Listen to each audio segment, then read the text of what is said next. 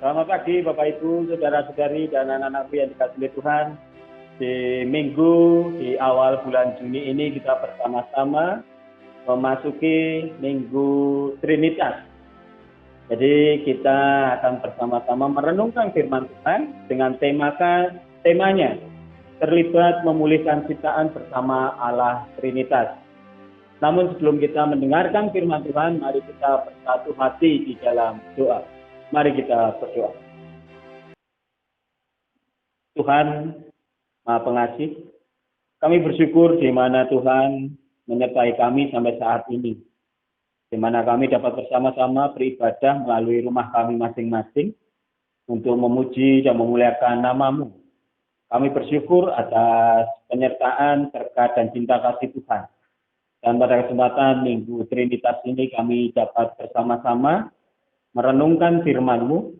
Kiranya apa yang kami renungkan saat ini, Engkau yang memimpin kami. Buka hati kami Tuhan, sehingga kami dapat meresapi dalam kehidupan kami dan mewujudkan dalam kehidupan kami sehari-hari. Berkati hamba-Mu juga yang menyampaikan firman-Mu ini Tuhan, kiranya hanya kehendak-Mu saja yang terjadi. Dan biarkanlah Engkau yang menuntun hamba-Mu ini dengan Roh Kudus yang ada di dalam diri hamba, sehingga apa yang hamba sampaikan hanya seturut dengan kehendak-Mu. Di dalam Kristus Yesus kami berdoa dan mengucap syukur. Amin. Jemaat yang dikasihi Tuhan, ada 4 bacaan yang kita renungkan bersama di Minggu Trinitas pada pagi hari ini. Yang pertama yaitu Bilangan 11 ayat 24 sampai 30. Lalu Mazmur tanggapan diambil dari Mazmur 104 ayat 24 sampai 35. Mazmur 104 ayat 24 sampai 35. Dilanjutkan Kisah Para Rasul 2 ayat 1 sampai 21. Sedangkan bacaan Injil diambil dari Injil Matius 28 ayat 16 sampai 20. Saya akan membacakan Injil Matius 28 ayat 16 sampai 20. Perintah untuk memberitakan Injil. Dan ke-11 murid itu berangkat ke Galilea, ke bukit yang telah ditunjukkan Yesus kepada mereka. Ketika melihat Dia, mereka menyembahnya. Tetapi beberapa orang ragu-ragu. Yesus mendekati mereka dan berkata, "Kepadaku telah diberikan segala kuasa di dalam surga dan bumi. Karena itu pergilah, jadikanlah semua bangsa muridku, dan baptislah mereka dalam nama Bapa dan Anak dan Roh Kudus. Dan ajarlah mereka melakukan segala sesuatu yang telah kuperintahkan kepadamu. Dan ketahuilah, aku menyertai kamu senantiasa sampai kepada akhir zaman." Demikianlah pembacaan firman Tuhan. Berbahagia tentunya kita yang mendengarkan firman Tuhan, merenungkan dan melakukan dalam kehidupan sehari-hari. Sahabat terkasih di dalam Tuhan Yesus Kristus, terlibat memulihkan ciptaan bersama Allah Trinitas. Itu menjadi tema kita bersama pada pagi hari ini. Kalau kemarin kita sudah mengolah diri kita dengan merenungkan tentang hidup kita, bagaimana Roh Kudus yang ada di dalam diri kita seharusnya yang menuntun kita, mengajar kita, mengingatkan kita akan firman Tuhan. Pada saat ini kita diajak juga bahwa kita harus terlibat dalam pemulihan ciptaan. Tentunya ciptaan tidak hanya soal manusia saja, namun alam semesta, bahkan binatang, semuanya itu adalah ciptaan Tuhan. Dan kita diajak bersama-sama untuk bertanggung jawab juga untuk memulihkan alam ciptaan ini. Namun sebelum kita merenungkan ke arah sana, setiap manusia pastinya memiliki tujuan dalam hidupnya. Saya, Bapak Ibu, saudara-saudari semua, bahkan anak-anak, itu memiliki tujuan di dalam hidupnya. Misalkan tujuan untuk meraih cita-cita atau harapan-harapan yang ada di dalam hidupnya, itu adalah sebuah tujuan yang dimiliki setiap manusia. Tidaklah mungkin kalau manusia itu tidak ada tujuannya ketika ia hidup di dunia ini. Sama halnya ketika kita merenungkan tentang bagaimana kita sebagai orang percaya, kita yang diberi kesempatan oleh Tuhan untuk hidup pada saat ini, tentu juga memiliki tujuan. Bagaimana kita harus mengisi kehidupan kita. Tidak hanya mengisi untuk kebutuhan sehari-hari, namun kita juga mengisi bagaimana kita memiliki tugas dan tanggung jawab yang Tuhan berikan kepada kita. Karena mengapa?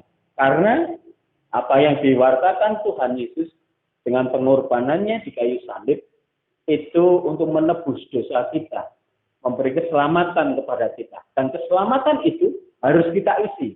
Tidak hanya kita terima saja, tidak hanya kita tanam di dalam hati kita, namun bagaimana kita juga mengisi keselamatan itu.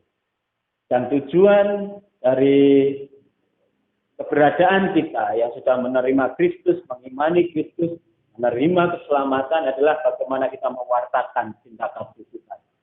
Kalau di dalam Matius 28 tadi, ayat 16 sampai 20, di sana nyata-nyata dan kelihatan bagaimana kita diutus. Pergilah, jadikanlah semua bangsa muridku, dan baptislah mereka dalam nama Bapa, Putra, dan Roh Kudus, dan ajarkanlah mereka apa yang telah aku ajarkan. Karena aku akan menyertai kamu sampai akhir zaman. Di sana ditegaskan bahwa kita diutus Tuhan untuk mewartakan cinta kasih Tuhan. Tentu dalam kehidupan kita saat ini, pewartaan cinta kasih Tuhan berbeda dengan kondisi murid-murid pada saat itu. Kalau sekarang tentunya pewartaan itu melalui apa? Melalui kehidupan kita. Jadi tidak hanya menyatakan perintah Tuhan untuk dilakukan, tapi mewujud nyatakan perintah itu dalam kehidupan kita sehari-hari. Bahkan dalam setiap laku hidup kita, perkataan kita, tutur kata kita ini haruslah mencerminkan apa yang diajarkan Tuhan. Jadi Bapak Ibu, saudara-saudari dan anak-anakku yang dikasihi oleh Tuhan, ketika kita diutus Tuhan untuk pergi menyampaikan firman Tuhan, mewartakan firman Tuhan, di mana kita mengenal bahwa di Matius 7 ayat 16 sampai 20 ini sebagai amanat agung yang Tuhan berikan kepada kita sebagai orang percaya. Amanat agung ini harus kita lakukan. Karena apa? Karena itu sebagai bentuk ungkapan syukur kita dan tentunya juga sebagai bentuk tanggung jawab kita, kewajiban kita sebagai pengikut Kristus. Kristus telah berkorban bagi kita untuk menebus dosa kita. Sekarang kita harus mewartakan cinta kasih Tuhan itu di tengah-tengah kehidupan kita. Mewartakan yang seperti apa? Kalau tadi sudah di depan saya menyampaikan tentang kehidupan kita, laku hidup kita, perkataan kita. Itu yang harus kita lakukan. Sahabat terkasih di dalam Tuhan Yesus Kristus, ketika kita sudah tahu bahwa kita memiliki tugas dan tanggung jawab sebagai pengikut Kristus untuk mewartakan cinta kasih Tuhan, saat ini kita bersama-sama mari merenungkan, mau tidak kita melakukannya dalam kehidupan kita. Mau tidak kita mewujudkan itu melalui tingkah laku bahkan tutur kata kita. Karena ketika kita mengeraskan hati atau kita tidak mau untuk melakukannya, ya tentu itu pilihan ada di dalam diri kita. Mau tidak, akhirnya kita melakukan apa yang menjadi keinginan Tuhan, apa yang menjadi perintah Tuhan di dalam hidup kita. Kalau kemarin kita sudah mengerti bahwa Roh Kudus tinggal diam di dalam diri kita untuk mengajar kita, untuk mengingatkan kita, mau tidak kita dipimpin oleh Roh Kudus dalam hidup kita. Sehingga apa yang menjadi harapan Tuhan, agar kita bersama-sama ikut ikut ambil bagian dalam memulihkan ciptaan yang ada itu dapat terwujud di dalam dunia ini. Ketika kita lebih mementingkan apa yang menjadi kebutuhan kita, apa yang menjadi keinginan kita di dalam kehidupan sehari-hari, tentu akan menjadi sangat sulit ketika kita mau kehidupan kita dipimpin oleh Roh Kudus. Bapak, Ibu, saudara-saudari yang dikasihi oleh Tuhan,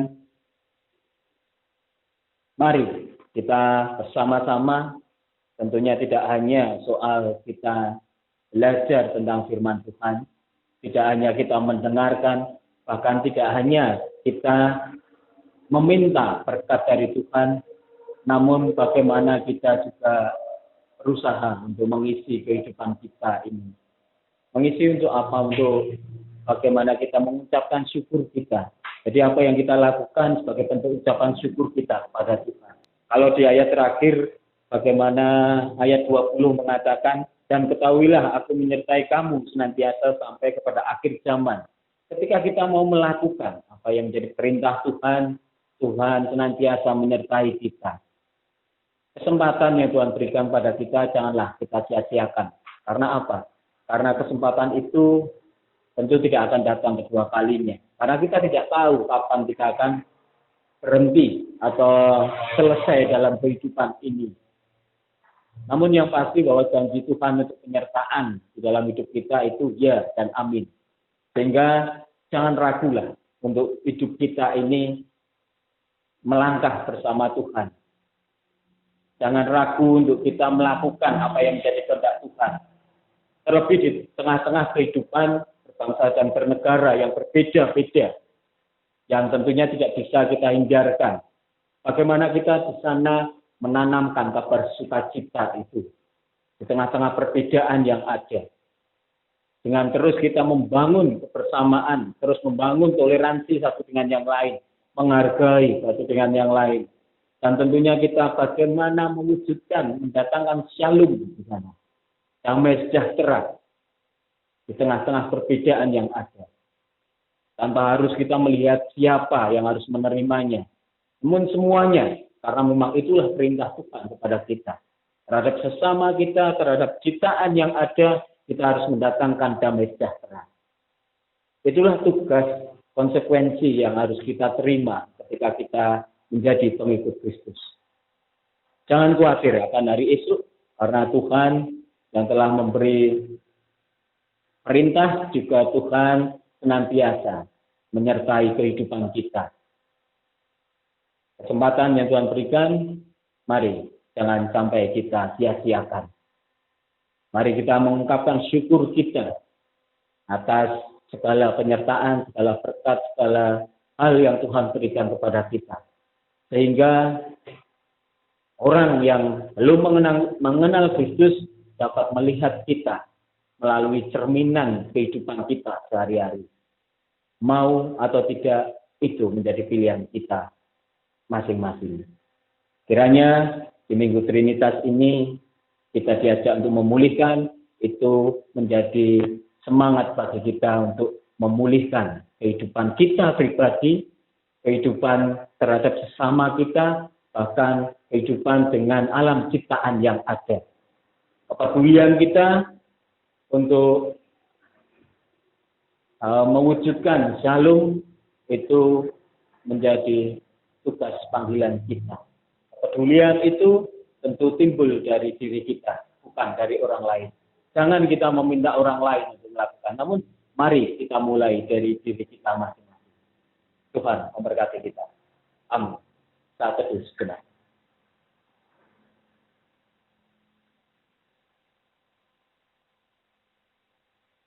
Mari kita berdoa. Kembali kami mengucap syukur atas penyertaan dan cinta kasih Tuhan, di mana di pagi hari ini kami diingatkan bagaimana kami memiliki tugas dan tanggung jawab untuk mewartakan cinta kasih-Mu di tengah-tengah kehidupan kami. Tidak hanya terhadap sesama kami Tuhan, namun juga terhadap alam ciptaan yang Tuhan berikan kepada kami. Tuhan, tentu kami menyadari bahwa kami memiliki banyak kekurangan, namun dengan kehadiran Roh Kudus yang ada di dalam diri kami, itu memampukan kami untuk terus berusaha mewujudkan dalam kehidupan, di mana kami harus mendatangkan shalom dimanapun kami berada. Ampuni segala dosa dan kesalahan kami, Tuhan. Apabila dalam kehidupan kami, terkadang kami masih sering mementingkan diri kami, mementingkan apa yang menjadi kemauan kami. Kiranya pelan, namun pasti itu dapat kami kikis, sehingga kami hanya mementingkan apa yang menjadi harapan Engkau, melakukan apa yang menjadi kehendak-Mu. Dengan doa kami Tuhan, di dalam nama Tuhan kami Yesus Kristus kami berdoa dan mengucap syukur. Amin. Selamat pagi, Tuhan memberkati kita semua. Amin.